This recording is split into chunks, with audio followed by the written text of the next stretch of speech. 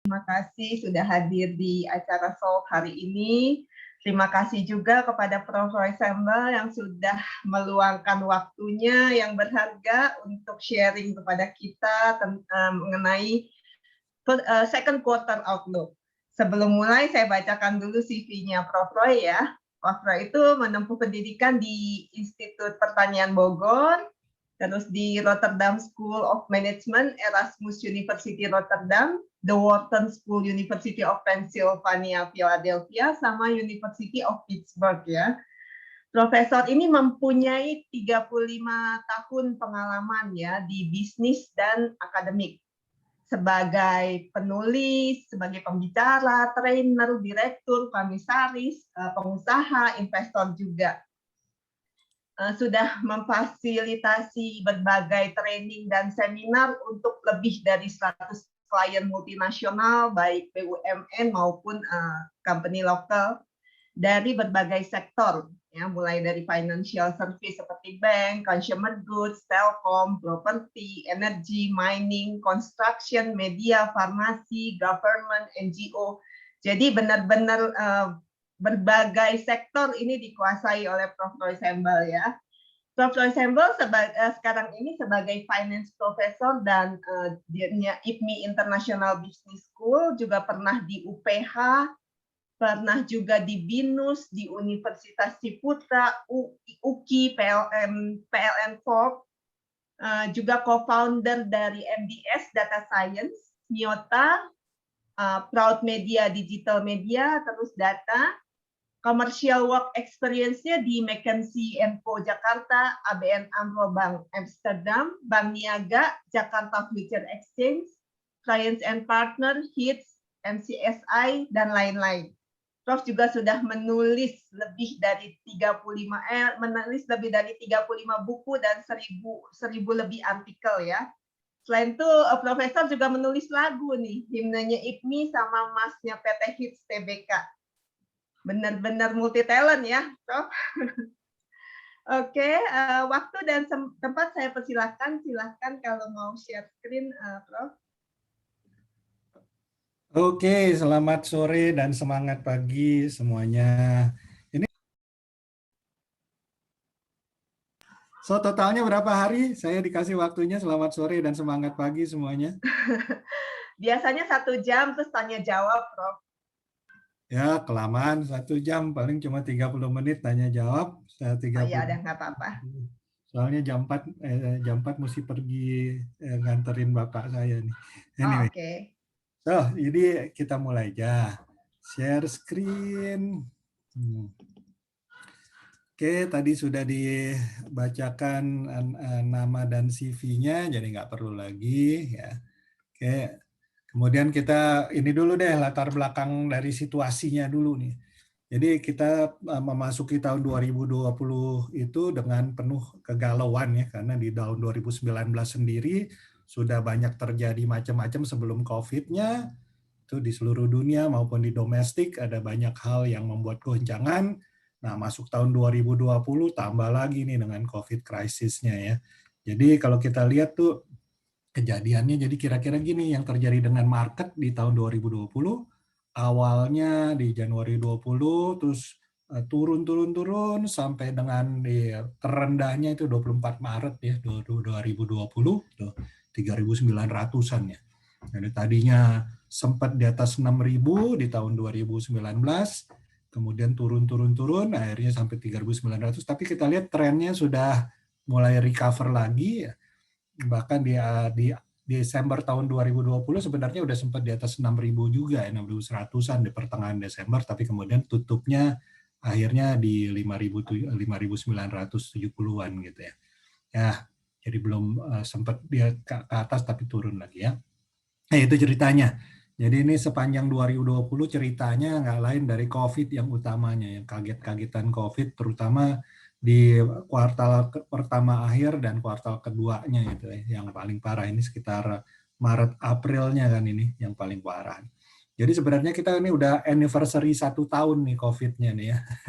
Jadi sudah ulang tahun 1 tahun COVID-nya, dari segi marketnya tuh penurunan yang dahsyat ya. Kebetulan saya juga pernah kena COVID waktu bulan Maret tahun 2020, sembuhnya bulan April. Jadi saya juga ikut anniversary 1 tahun sembuh COVID-nya nih. Oke, nah itu ya.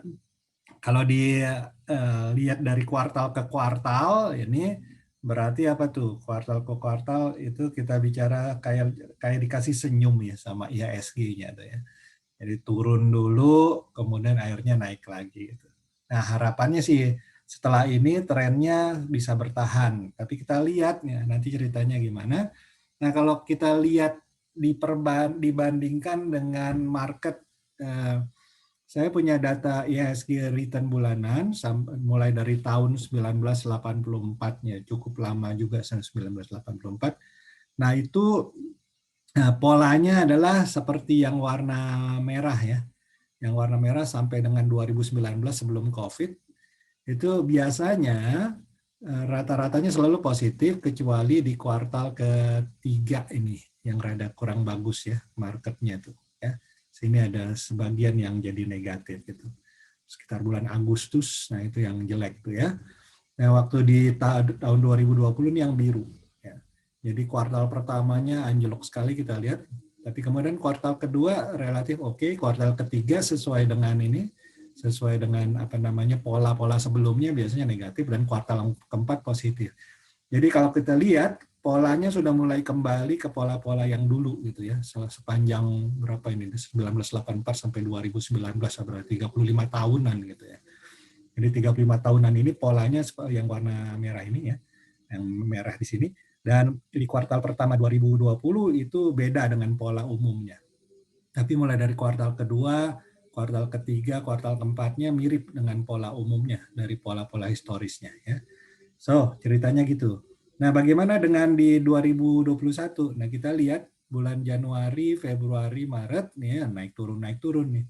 Januarinya negatif, Februarinya positif, Maretnya negatif. Kalau dilihat kuartalnya, jadi overallnya masih sedikit positif ya, tipis positif sedikit. Nah, berarti udah mulai sedikit ngikutin pola yang pola selama 35 tahun sebelum COVID nih. Nah harapannya kalau itu yang terjadi, simpelnya gini sih. Jadi ini udah langsung outlook marketnya nih jadinya nih.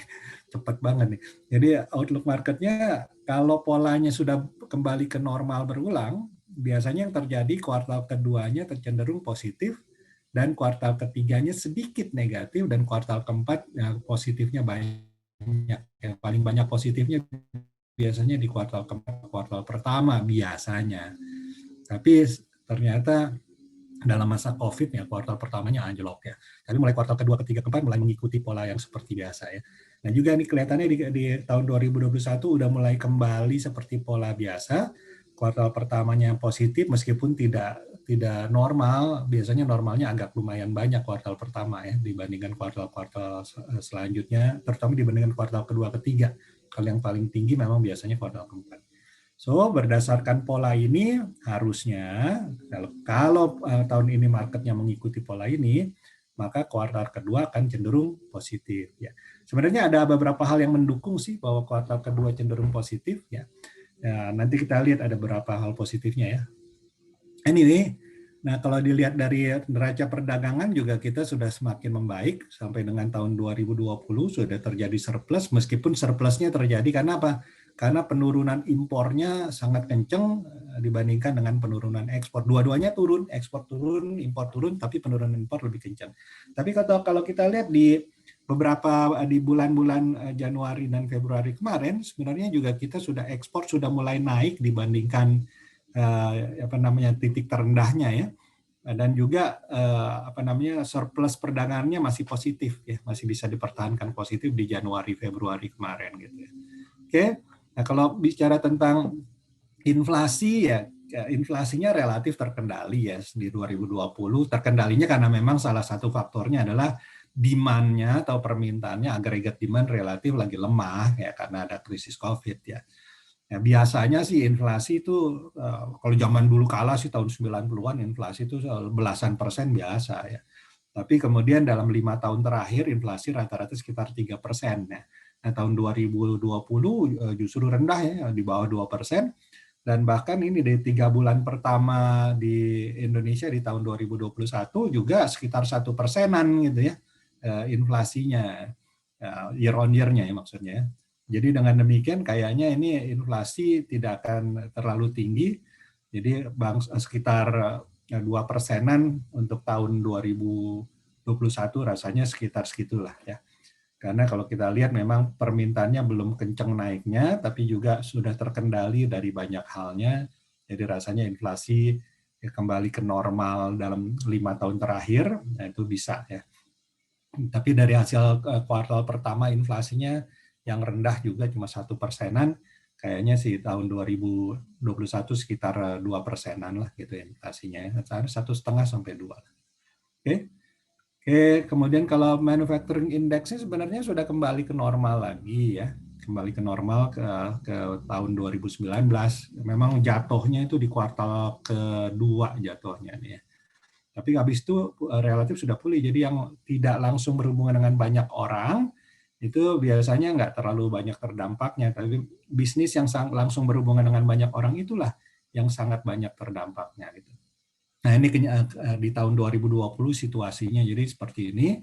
So sebenarnya masih ada banyak hal yang positif bagi Indonesia untuk maju ke 2021-nya ya. Oke, kemudian katanya ada kalau krisis bahasa Mandarinnya adalah Wei dan Qi ya. Ini saya juga ngambilnya dari internet ya. Bukan berarti saya jago Mandarin. Nggak tahu kalau Visel nih jago Mandarin atau enggak nih. Nah Ya, ini Prof, itu udah betul, Prof.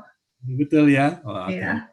Nah, itu katanya kalau W-nya itu adalah danger, kalau C-nya adalah opportunity. Jadi bahkan di tengah krisis pun akan selalu ada peluang kalau kita rajin mencari, memanfaatkan peluangnya. Jadi kalau zamannya krisis yang W ada VUCA-nya, VUCA itu istilah yang udah umum ya, volatile, gejolak, uncertain, tidak pasti, kompleks yang kerumitan, ambigu, ketidakjelasan.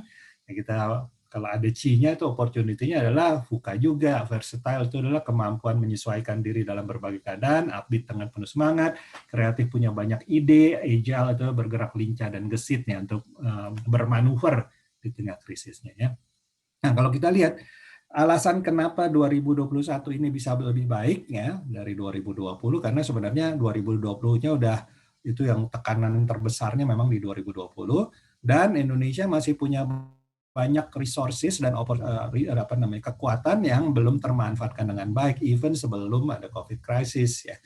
Nah, ini ada banyak resource-nya yang kita punya yang belum termanfaatkan dengan baik dan tentunya nanti kalau ekonominya recover ini bisa lebih dimanfaatkan, ini bisa jadi faktor pendorong pemulihan ekonominya baik secara makro yang nantinya juga akan tercermin di marketnya juga. Karena market dan makro pada akhirnya akan berkorelasi positif. Sebagai contoh, di tahun 2020 itu kan makronya jatuh, marketnya juga jatuh. Jadi market kan harusnya mengantisipasi keadaan ekonomi di masa depan. Yang namanya investor kan beli masa depan dari suatu perusahaan. Jadi mereka akan konsensus ngelihat masa depannya. Nah, karena capital market terdiri dari perusahaan, maka ini adalah konsensus terhadap overall perusahaan ya. Jadi itu juga nantinya akan mencerminkan ekonomi. Nah, kalau ekonominya punya potensi, tentu marketnya juga ikut punya potensi. Nah, kita lihat nih, potensi Indonesia kan besar sekali. Mulai dari keanekaragaman hayati, sumber daya alamnya, iklimnya yang bisa memanfaatkan energi matahari, di samudranya juga punya resources-nya, dan kita punya keindahan budaya dan alam, meskipun sekarang pariwisata lagi jatuh ya, karena ada ada pembatasan-pembatasan, tapi manakala nanti pembatasannya sudah bisa dilepas, ya harapannya adalah pariwisata menjadi sektor yang bisa pulih. Mungkin nanti kita tunggu dulu sih sampai ada herd immunity-nya jalan, kemudian protokol kesehatan vaksin-vaksinnya juga sudah meluas. Jadi dengan demikian orang sudah lebih aman berpariwisata, harapannya seperti itu. Oke. So juga kita punya total penduduknya yang merupakan marketnya besar sekali ya, nomor 4 terbesar di dunia. Terakhir total penduduk kita udah di atas 275 juta gitu ya. Yaitu nomor 4 terbesar di dunia dengan market yang besar, dengan kelas menengahnya yang sudah semakin membesar. Jadi itu potensi ekonomi yang nggak bisa diabaikan. Dan juga terakhir kita lihat di potensi digital ekonomi kita besar sekali ya. Jadi kalau kita bisa berpindah ke digital atau bukan berpindah, memanfaatkan potensi digital ekonominya, tentu yang tradisional ekonominya tetap ada dengan sumber daya yang luar biasa, kemudian ditempel dengan digital ekonominya, maka potensi naiknya masih sangat besar gitu ya. Oke. Kemudian kita lihat juga lokasi geografis kita itu juga masih bagus gitu di antara dua benua, dua samudra dan lain-lain. So dari strengths dan opportunities yang ada, sekali lagi kita lihat China sekarang sudah growth-nya kenceng ya. Kuartal pertama bisa sampai belasan persen ya. Pertumbuhannya itu menjadi ini juga jadi pendorong kita juga. Ekonomi kita kan China ada hubungannya juga gitu ya. Cuma India memang lagi lockdown nih, lockdown besar-besaran karena itu COVID-nya jadi sampai 300.000 kasusnya per hari, luar biasa. Semoga kita nggak ketularan COVID-nya dari India separah itu ya. Makanya memang kita perlu jaga ya. US juga ekonominya sudah mulai recover, kita lihat ya tercermin juga di marketnya di US tuh. Dow Jones Industrial Average ya sudah di atas 30.000 terus tuh bertahan gitu ya. Dan beberapa kali mencetak rekor dalam 1 bulan terakhir ya. Dan kita lihat dari seluruh dunia di perkembangan digital ekonominya juga besar sekali, jadi menjadi potensi untuk mendukung pertumbuhan ekonomi dunia. Apalagi ASEAN juga intra-ASEAN cooperation-nya semakin bagus ya. Ini juga menjadi market yang lebih besar lagi, itu opportunity bagi Indonesia.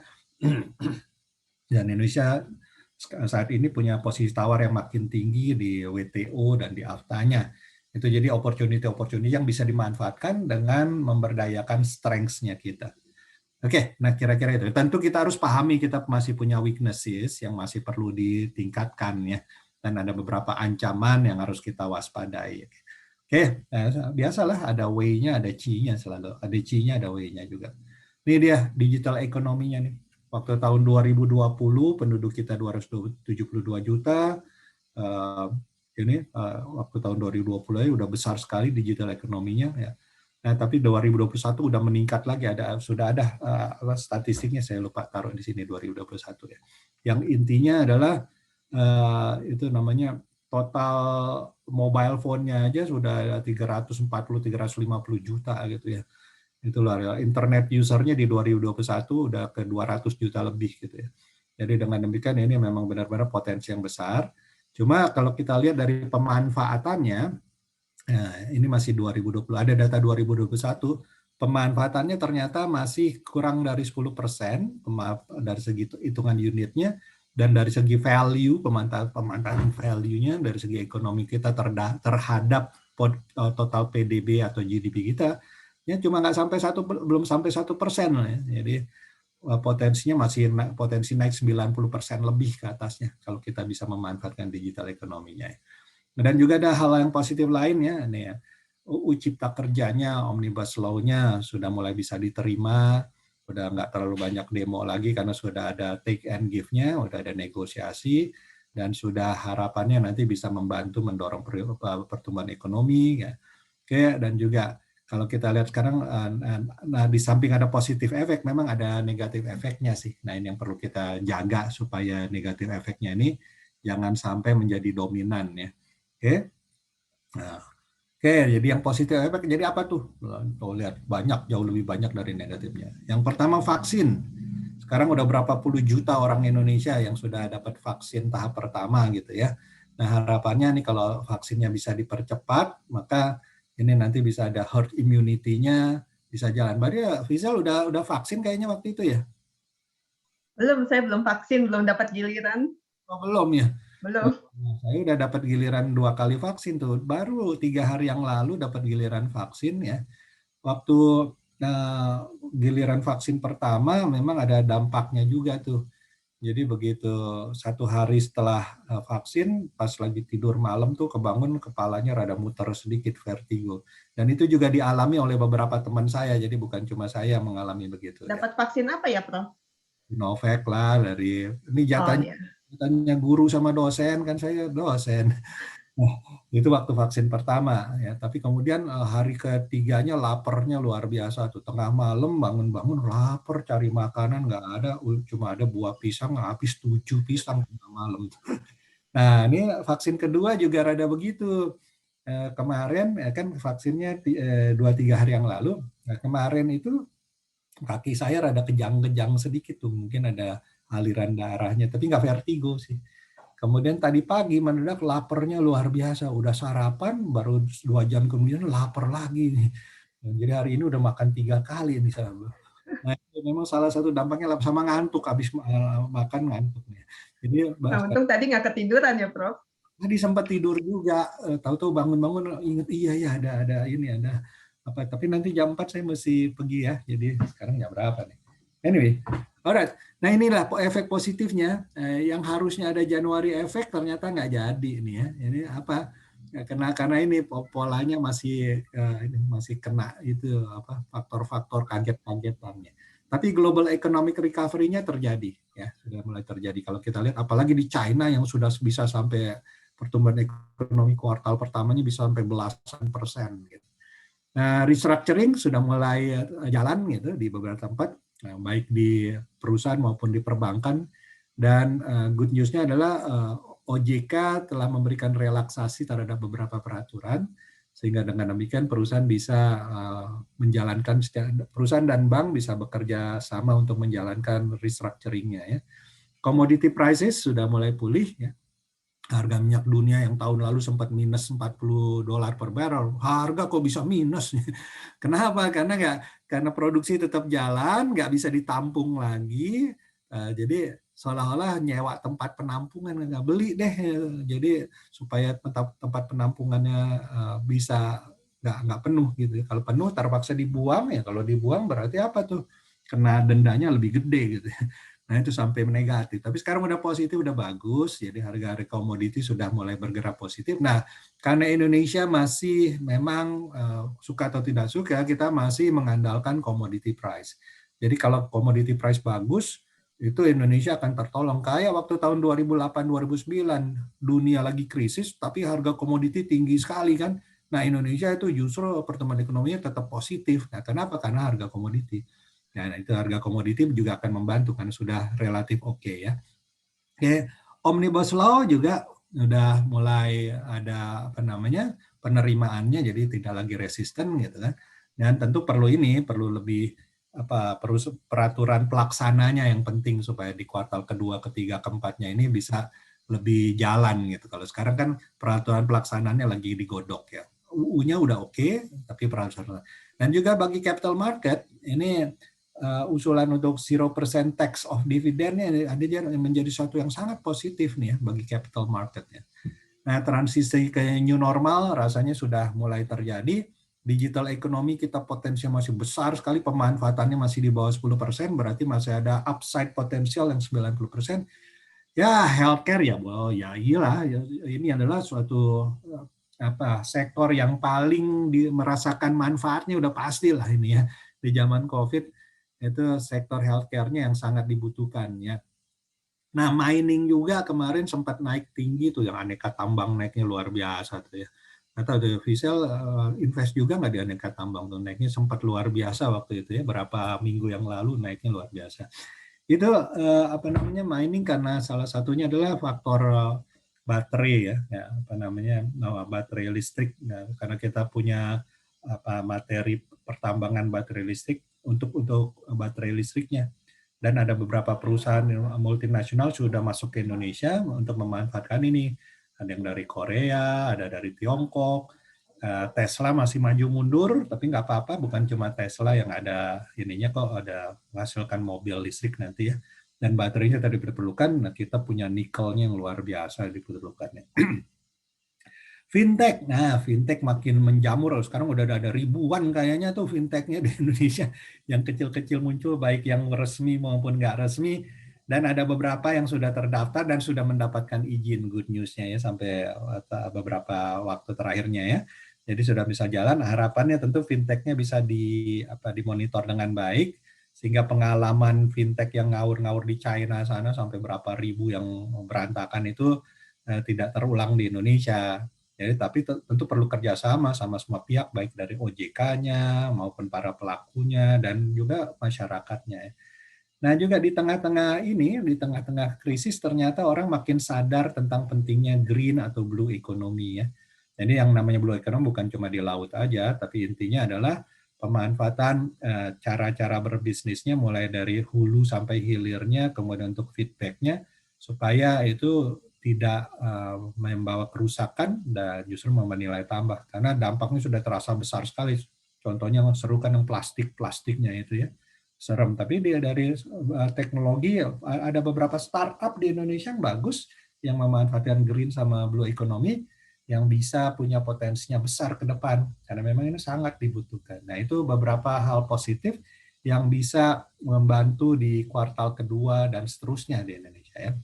Oke, kalau perkembangan proyeksi pertumbuhannya katanya seperti itu proyeksinya ya dari World Bank. Nah ini saya barusan ngambil data dari World Economic Forum Outlook yang bulan April, yang barusan bulan April tahun 2021 nih. Sudah diupdate datanya, ini World Economic Outlook April 2021, jadi bulan ini ya. Nah kalau kita lihat memang outlook-nya tuh global economy akan tumbuh positif ya. Apalagi China-nya udah kelihatan tumbuhnya belasan persen, itu China kan kalau dari segi total GDP apa adanya dia nomor 2 setelah Amerika, tapi kalau GDP setelah disesuaikan dengan purchasing power parity dia nomor 1 ya, sekitar 27 triliun US dollar, Amerika kan 21-22 triliun. Nah, China-nya itu berkontribusi kalau total GDP dunia kan sekitar 70-80 triliun kan total GDP dunia. Jadi kalau China sekitar 20 triliun kontribusinya udah seperempatnya dari GDP dunia gitu. Nah, GDP China-nya naiknya 18%, belasan persen, nah tentunya itu akan bagus bagi ekonomi dunia. Ini global ekonominya nih. Ada yang bocor tuh dari Flavius, siapa tuh Flavius tadi suaranya bocor. Oke, global ekonominya jadi sekitar bisa naik 6%. Nah, yang negara-negara maju naiknya 5% ya karena memang awalnya memang lebih rendah kan dibandingkan negara-negara berkembang. Negara berkembang 6,7% ini. Tapi terutama karena China-nya yang mendorong ya kenaikannya jadi tinggi ya. Kalau di region, nah ini kalau kita kan masuknya di tadi geser dikit ya menutup ketutup. Nah, oke. Kita masuknya emerging and developing Asia. Nah, ini 8,6 ya. Sekali lagi nih karena China-nya masuk di sini nih. Nah, tapi overall-nya adalah positif dengan pertumbuhan positif di global, tentu itu akan menarik pertumbuhan ekonomi Indonesia tahun 2021 akan juga positif dan membaik gitu ya. Oke. Kalau ASEAN 5 ini kalau kita lihat nih dari ini juga diambil dari database World Economic Outlook April 2021 berarti masih baru nih ya. ASEAN 5 itu diramalkan sekitar 4,9 ya. 4,9%. Ya Indonesia ya sekitar ini biasanya Indonesia adalah rata-rata ASEAN ya. Karena Indonesia merupakan 40% dari ASEAN, ekonomi Indonesia berkontribusi 40% dari ekonomi Asia Tenggara dari segi total GDP-nya maupun total penduduknya gitu ya. Oke, jadi kelihatan ada hal yang positif untuk di kuartal kedua dan seterusnya. Kuartal pertama datanya tentu harapannya sudah, kalau kuartal keempat kan masih minus tuh ya, tapi sudah trennya itu dari minus 5,3, minus 3, minus 2, harapannya di kuartal pertamanya sudah dekat-dekat ke nol, nanti kuartal keduanya sudah positif gitu ya. Karena kalau kita lihat juga kalau dari segi kuartal kedua tahun lalu kan dropnya banyak banget gitu ya. Karena kuartal kedua tahun lalu dropnya banyak banget. Nah, jadi dari segi comparisonnya harusnya kuartal kedua tahun ini jadi lebih bagus mungkin. Oke. Base-nya rendah soalnya ya Prof. Base-nya dari bawah gitu betul. So, harusnya di kuartal kedua ekonomi dan juga kalau kita lihat sekeliling kita, jalanan di Jakarta udah mulai macet gitu ya. Yang tadinya sepi, sekarang udah mulai macet, udah pastilah kalau udah mulai macet berarti ekonomi sudah mulai bergerak ya. Meskipun masih ada pembatasan kayak gitu ya. Dan juga kalau kita lihat total trading value-nya meskipun sudah rada turun, ya, mungkin pada lari ke ini ya, pada lari ke cryptocurrency itu kayaknya tuh pada total total investor kriptonya Indonesia kan katanya ada 4 jutaan tuh, sementara total investor di bursa yang aktif di bursa efek tuh cuma sekitar 2 jutaan ya. Jadi masih kalah sama kripto. Anak-anak muda pada masuk kripto semua. Soalnya waktu tahun lalu kan si Bitcoin-nya naiknya kenceng maupun meskipun terakhirnya lagi drop banget gitu. Jadi naik turunnya kenceng. Tapi ada beberapa kripto yang lagi bagus naiknya sempat kenceng banget sih, kayak seperti Dogecoin atau apa gitu ya. Anak-anak muda yang pada invest di situ, termasuk anak-anak saya pada invest di situ semua. Jadi saya dengerin aja kalau mereka lagi invest, lagi seru-seruan, lagi diskusi itu ya. Jadi kelihatannya gitu tuh. Jadi orang-orang jadi beralih terpecah perhatiannya, sebagian ke bursa saham, sebagian ke kriptonya, karena kenaikannya bisa fantastis gitu. Karena Bitcoin juga dari awal tahun meskipun dalam berapa minggu ini udah turun, tapi dari awal tahun masih relatif oke, apalagi dibandingkan tahun lalu ya. Oke, nah ini Nah, tentang view Profesor sendiri mengenai kripto gimana, Prof? itu sendiri adalah sesuatu keniscayaan ya. Di dalam ekonomi yang sudah berbau digital, itu adalah suatu inovasi yang tidak bisa dibendung. Jadi daripada dibendung, mendingan kita rangkul ya. Makanya bagusnya nih di otoritas di Indonesia kayak si Bapepti ya, Bapepti Badan Pengawas Perdagangan Berjangka Komoditi, sudah mulai merangkul market kriptonya. Tujuannya supaya bisa dikendalikan dengan baik sisi positif, supaya jangan ngawur-ngawuran gitu ya. Jadi harusnya ini adalah sesuatu yang akan menjadi bagian penting dari portofolio investor di masa depan ya. Namun memang harus menemukan equilibriumnya dulu gitu, nggak serta-merta langsung kan. Sekarang gejolaknya masih tinggi sekali, naiknya bisa kenceng, turunnya bisa kenceng. Dan sekarang ada ribuan kripto yang baru yang rasanya 95% tidak akan bisa continue menurut saya itu ya. Barangkali less than 5% dari ribuan kripto itu yang benar-benar bisa jadi ya. Nah, mungkin ya Bitcoin masih tetap bisa jalan, ada Ether-nya, kemudian ada apalah yang lain-lain ini. Saya kemarin lagi ngobrol-ngobrol sama anak-anak juga. Nah, seperti itulah tentang kripto. Jadi sekali lagi suatu keniscayaan yang nggak bisa dibendung ya. Tapi tentu kita harus hati-hati karena dari ribuan yang muncul mungkin yang survive cuma kurang dari 5%-nya itu menurut saya. Jadi gimana caranya kita meredam dampak negatif yang lebih dari 95% yang nggak bakal continue. Karena banyak yang cuma hit and run dan coba-coba ya. Karena ini sejauh dia di luar regulasi, maka itu orang banyak yang hit and run. Nah sekarang regulator kita mulai merangkul, jadi harapannya itu bisa jadi hal yang positif ke depannya ya. Oke, itu tentang ekonomi. Nah kalau ini outlook-nya kira-kira seperti inilah. Nah, ini sampai dengan tahun 2020 kita ini kenyataannya, kemudian sekarang tahun 2021-nya kira-kira inflasinya antara 1 sampai 2,5, dolarnya antara 13.000 sampai 15.000, kemudian bunganya terakhir bunga BI sudah turun ke 3,5 ya. Ini antara 3 sampai 4%. Ini suatu rekor bunga terendah loh sepanjang sejarahnya Indonesia nih, bunga terendah pada tahun ini nih. Oke. Waktu kita krisis tahun 98 bunganya bisa tinggi sekali ya. Luar biasa, tapi sekarang udah bisa terkendali. Oke, kemudian pertumbuhan PDB-nya kalau menurut APBN sih targetnya 4,5 sampai 5,5. Kemudian tadi yang dari ramalannya ASEAN, mana tadi yang ramalannya ASEAN ini tadi. Ini dia. ASEAN 5 ramalannya 4,9 ya. Biasanya Indonesia memang mewakili ASEAN ya, tadi saya bilang karena Indonesia kontribusinya 40% dari ekonomi ASEAN. Rasanya sekitar kalau pemerintah bilangnya 4,5 sampai 5,5, tapi kalau mau sedikit konservatif mungkin antara 3 sampai 4 aja udah bagus ya. Oke, tergantung dampak COVID-nya nih, karena India mendadak loncat sampai 300.000 per hari, wah luar biasa, hampir 100 kali lipat dari Indonesia. Indonesia terakhir kan 4.000 sampai 5.000 per harinya ya. Mudah-mudahan nggak ketularan ke mari. Jadi bagus juga sih pembatasan mudiknya oleh pemerintah, karena jangan sampai menyebar sampai kemana-mana. Oke. Oke, ini tentang proyeksi ekonomi Indonesia. IHSG-nya ya sekitar antara 5.500 sampai. Karena tertingginya kan tahun 2018 bulan Februari Maret itu kan 6.000 600 berapa gitu, 80 berapa ya. Nah, itu kemudian karena 2019-2020 banyak yang turun labanya dan overall marketnya juga, ekonominya juga lagi turun. Nah, tentu juga ditambah risiko, persepsi risiko naik, harusnya dari segi apa namanya level indeks yang wajarnya ya, belum bisa kembali penuh ke level tertingginya harusnya sih kalau mau ngelihat yang wajarnya gitu ya.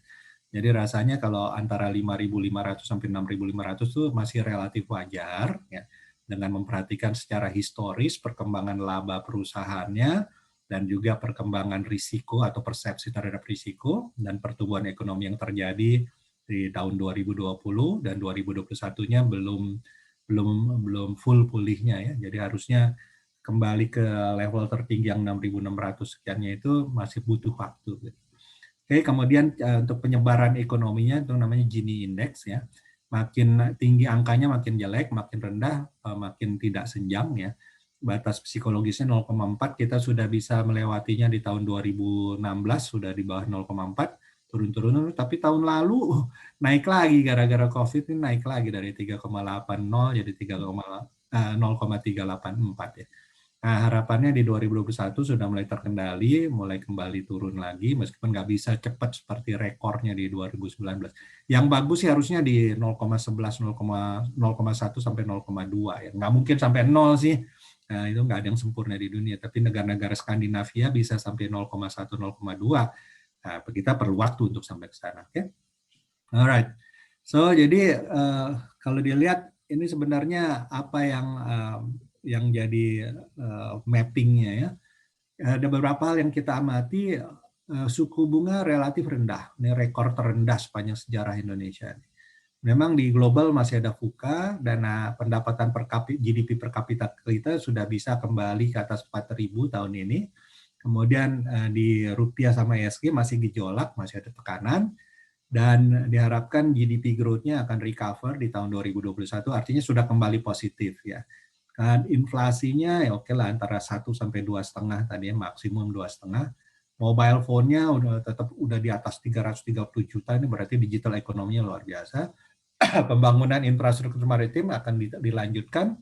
Kemudian domestic consumption sama middle class-nya akan rising kembali pasca krisis.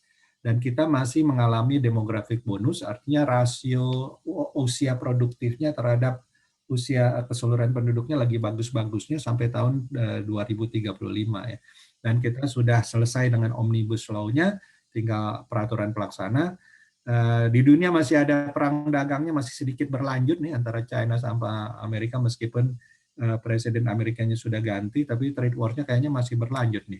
Tapi nggak separah yang waktu itu kelihatannya. Dari Joe Biden udah sedikit mulai mengalah gitu. Mudah-mudahan ini bisa terbentuk lagi tatanan perdagangan dunia yang bagus, sehingga Indonesia juga yang tadinya ekspor impornya juga udah turun, meskipun sekarang justru jadi positif ininya apa namanya trade-nya jadi surplus karena impornya nurunnya jauh lebih banyak dari ekspornya. Kemudian dari segi virusnya sudah ada dilawan dengan vaksinnya. Jadi kita sudah berhasil perharinya yang tadinya bisa sampai beberapa belas ribu per hari, sekarang tinggal 4.000, 5.000 ya. Itu syukurnya gitu. Harapannya kalau vaksinnya sudah bisa meluas dan herd immunity, kekebalan totalnya itu ya sudah terjadi, ini akan jadi lebih bagus, orang lebih tidak terlalu khawatir lagi dengan membuka bisnisnya, dan pembatasan telah dibuka, bagusnya di situ. Oke, jadi long term investment masih bagus terhadap saham karena Indonesia pertumbuhan ekonominya masih bisa lebih di atas rata-rata dunia. Kemudian ada banyak instrumen-instrumen yang bisa menghubungkan antara pasar finansial dan sektor realnya ya. Tetap harus lakukan risk management, dan komoditi lagi naik juga sekarang ya. Jadi bagus untuk yang memang suka trading ya. Nah, kemudian ini nih bisnis yang memanfaatkan digital ekonomi, karena digital ekonomi potensial kita luar biasa besarnya, baru dimanfaatkan kurang dari 10% ya. Dan nanti untuk travel sama tourism yang sekarang lagi anjlok, karena lagi anjlok mulainya dari bawah, begitu recover akan naiknya ya, luar biasa, tapi dalam bentuk yang berbeda tentu. Harus ada smart dan healthy travel and tourism-nya. dan transportasi. Dan yang standar tentu infrastruktur, karena pemerintah lagi menggalakkan, apalagi udah ada sovereign wealth fund sekarang ya, healthcare-nya, farmasi, tradisional dan alternatif energi yang mulai digalakan nih, di PLN mulai juga digalakan, di Pertamina juga dan lain-lain ya. Jadi pertama-tama mungkin nggak langsung blue energinya atau green energy, tapi beralih dulu misalnya dari batu bara kepada gas. Nah, mungkin dalam 10-20 tahun ke depan gas kita masih oke ya, mengganti minyak, jadi batu bara dan minyak bisa diganti dengan gas, jadi perusahaan-perusahaan yang terkait dengan gas akan mendapatkan benefitnya untuk 1-2 dekade ke depan gitu. Oke, dan lain-lain ya. Nah, ini yang standar-standar yang akan terjadi kalau masyarakat makin makmur gitu. Oke, jadi kuncinya apa supaya bisa memanfaatkan? Berpikir terstruktur, bangun kapasitas bisnis, manfaatkan inovasi kreativitas out of the box thinking, kerja sepenuh hati, kerja cerdas, kerja keras, dan memanfaatkan ekosistem bisnisnya ya, kayak gini. Jadi nggak bisa bekerja sendirian, harus kita kerjasama gitu.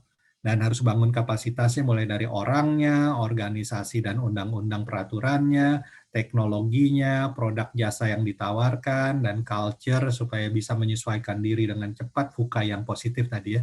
Dan bekerja sama dengan partnernya, memanfaatkan ekosistem bisnis sehingga bisa mencapai tujuan untuk recovery dan bisa excel pasca pandemi ya. Bisa dilakukan, ya memang nggak gampang, tapi bukan berarti impossible. Kalau kita berpikir kita bisa, kalau kita berpikir tidak bisa, dua-duanya benar. Mendingan berpikir bisa, meskipun nggak langsung dapat solusi yang instan, tapi dalam tempo yang tepat akan kita dapatkan solusinya. Oke, terakhir pesannya adalah the best 8H, be hopeful dan helpful. Penuh dengan harapan, banyak opportunity, saling menolong satu dengan lain, empower heart, head, dan hand, kerja cerdas, kerja sepenuh hati, kerja cerdas, dan kerja keras, dan bergandengan tangan, kerjasama.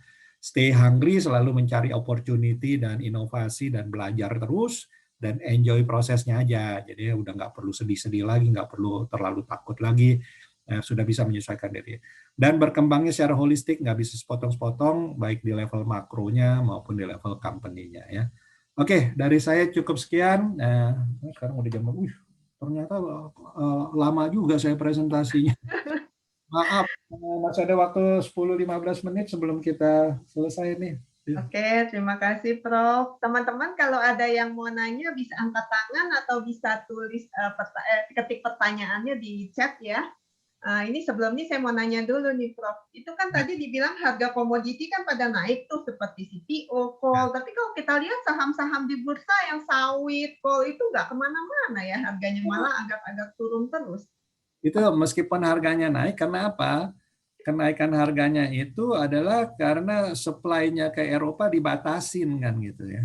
Karena supply Eropa dibatasin kan juga karena apa namanya ada pembatasan-pembatasan, meskipun kita punya barangnya mau jualnya tetap susah gitu. Nah, akibatnya juga itu namanya tidak terlalu langsung berdampak kepada perusahaan-perusahaan yang menghasilkan itu. Plus ditambah juga dampak lukanya di tahun 2019-2020 cukup dalam ya. Karena lagi turun harganya.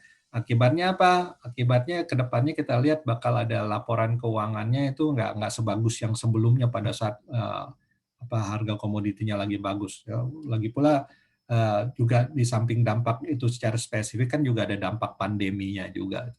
Nah kira-kira sih seperti itu ya. Kalau batu bara salah satunya lagi adalah karena apa? Karena orang semakin sadar pentingnya green ekonominya ya.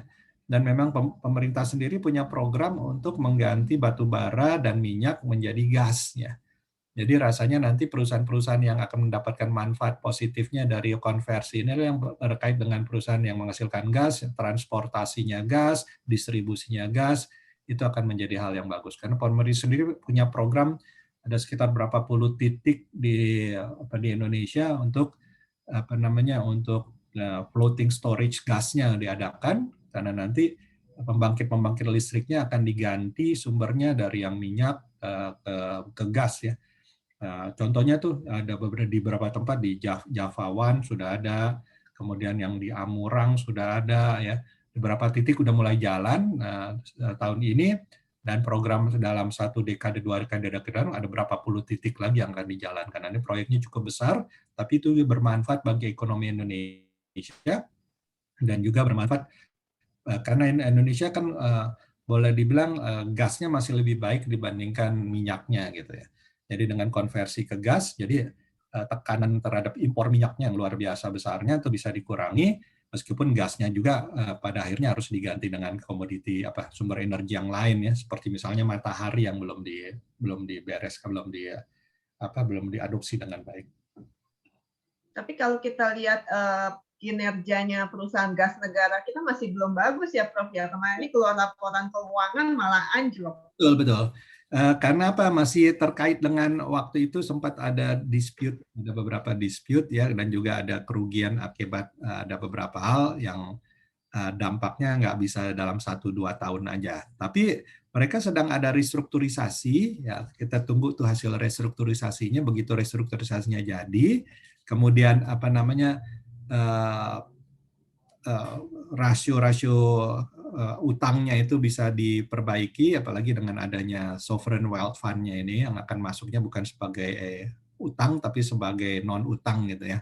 Diharapkan memperbaiki dari perusahaan-perusahaan yang nanti terkait dengan infrastruktur, energi, yang itu kan menjadi prioritasnya dari sovereign wealth fund itu. Nah, kira-kira seperti itu ke depannya potensinya bagus. Memang lagi di dalam masa transisi dan restrukturisasi. Berarti nanti boleh dilirik-lirik ya, Pegas ya.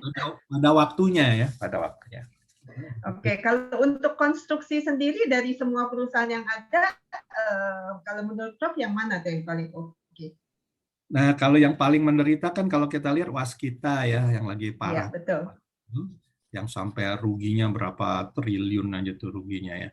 Tapi sebenarnya itu sengaja dibikin dibikin rugi gede supaya mulai dasarnya dari sedikit. Nah, mulai biasa kan gitu kalau lagi ada restrukturisasi, orang barunya masuk, orang baru selalu bikinnya supaya tahun itu jadi jelek gitu kan, tahun dia masuk. Kemudian dengan demikian dia nggak bawa beban belakangnya. Nah, gitu.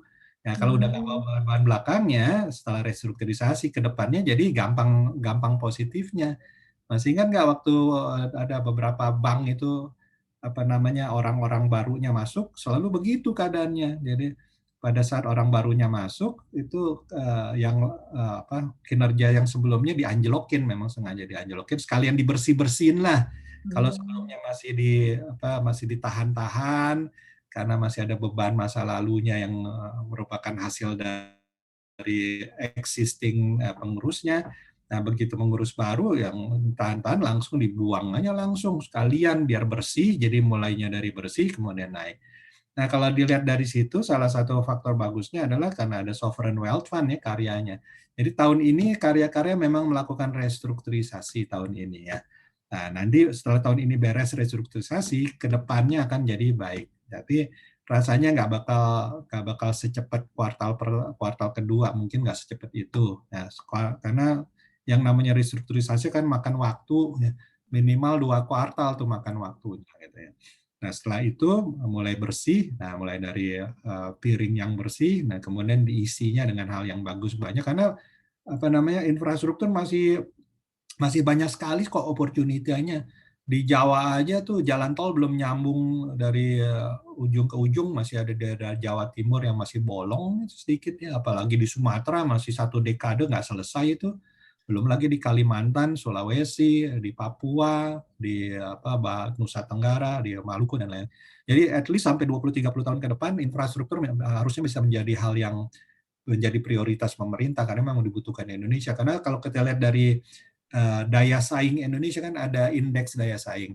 Kita punya 5 kelemahan. 3 diantaranya adalah infrastruktur, kemudian kesehatan, sama pendidikan atau inovasi. Itu 3-nya ya. Ada juga lagi tentang tenaga kerja dan pasar tenaga kerja dan lain-lain. Tapi yang paling kelihatan parah dibandingkan dengan negara tetangga adalah salah satunya 3 besarnya itu infrastruktur, pendidikan sama pendidikan dan inovasi sama kesehatan.